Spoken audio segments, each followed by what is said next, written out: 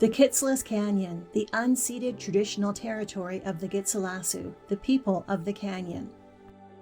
The Kitselas Canyon is located approximately 150 kilometers from the Pacific Ocean, following the Skeena River. The Skeena is the lifeline to several nations and villages along its path through northern British Columbia. The Kitselas recognized the abundance of salmon that passed through the narrow canyon, and it influenced their decision to locate villages there. For 5,000 years, the Kitselas lived at the canyon until the abandonment of the villages after the smallpox epidemic of the 1860s. Over the passage of time, what remained in the villages were either removed from the site or slowly disintegrated, returning to nature and leaving behind a moss-covered archaeological footprint. All discoveries of these mighty villages were to be found via excavation. Or so they thought. When you adjust your perception, you can see the volumes of knowledge, skills, and ingenuity left at the canyon. From the top of the canopy to the forest floor, there are signs of wealth, health, and security. This is the forest garden of Kitselas Canyon, where for thousands of years, the Kitselas tended a large-scale, complex, and efficient cultivation of plants for food and medicine. And its rediscovery is shifting the colonial narrative. When the first academics visited the Kitselas Canyon, they called the Kitselas hunter-gatherers, meaning they survived on what they could.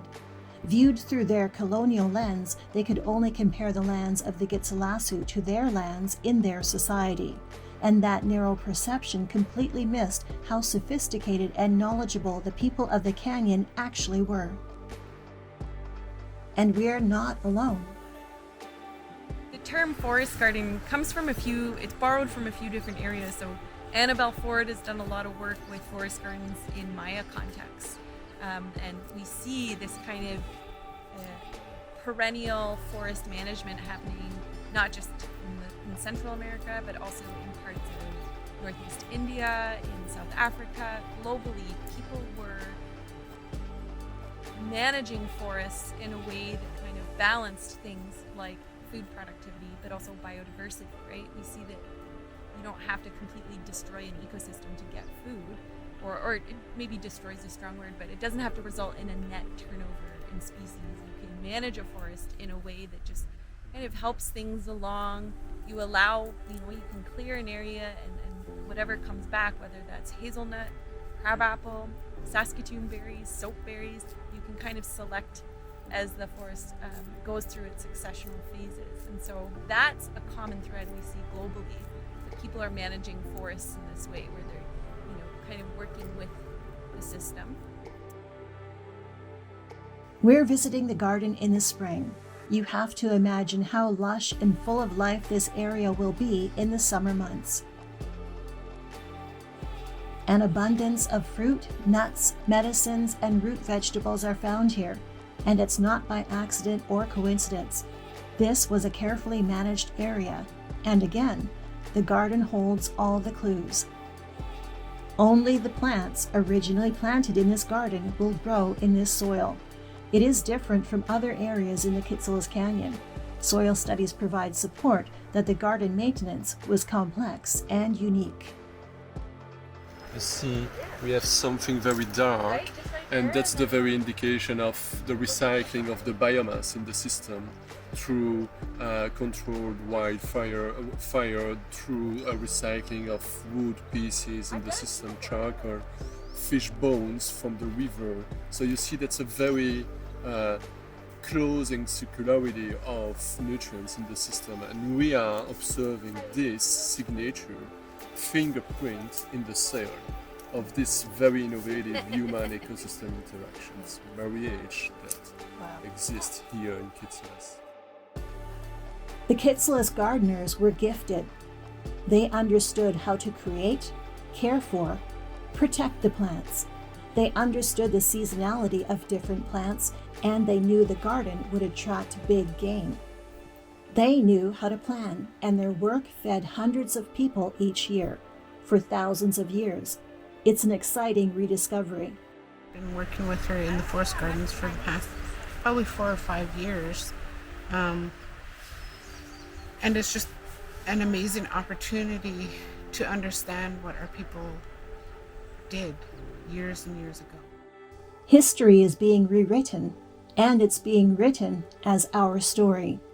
The rediscovery of the Kitselas Forest Garden shifts the paradigm from the colonial view to a sustainable relationship with forest plants that highlights the place-based knowledge of the Kitselasu and how their cultivation helped to create food security for the village. Our ancestors knew what to grow, not only for them and their children to eat, but how to attract wildlife so that they could hunt on our territory lands. And we were able to trade to get other things that we needed in with the food that we gathered and with everything we harvested, which is where the rice root came from, was through trading with other nations. Like, we had connections, and I don't think there was any times where they wondered what they were going to have for dinner or how they were going to eat in the next upcoming days. Like, they knew how to thrive, not just survive. 150 years ago, this part of Kitselas territory would have been bare. No evergreen trees. That's how large the forest garden of the Kitselas Canyon was. As they did hundreds of years ago, our ancestors are finally passing their knowledge to future generations, teaching us through the wealth of information remaining in the Kitselas Forest Garden. As plans are made to recreate a forest garden in the Kitselas community of Gitas. So recreating a forest garden from the soil up, it will be about examining all these different pieces that go together to make this synergistic whole of what a forest garden is. So we can look at all those different pieces and fully understand what makes it, how it grows, and how to maintain it. So it really is about understanding the process and reawakening the energy and the process of taking care of that system. It's really about asserting, food sovereignty on traditional territory. Food sovereignty, security, and sustainability. Forest Garden is all three, and it's time to update the narrative, to recognize and respect the vast amount of knowledge, skills, ingenuity, and commitment of the people who built and maintained this garden for thousands of years.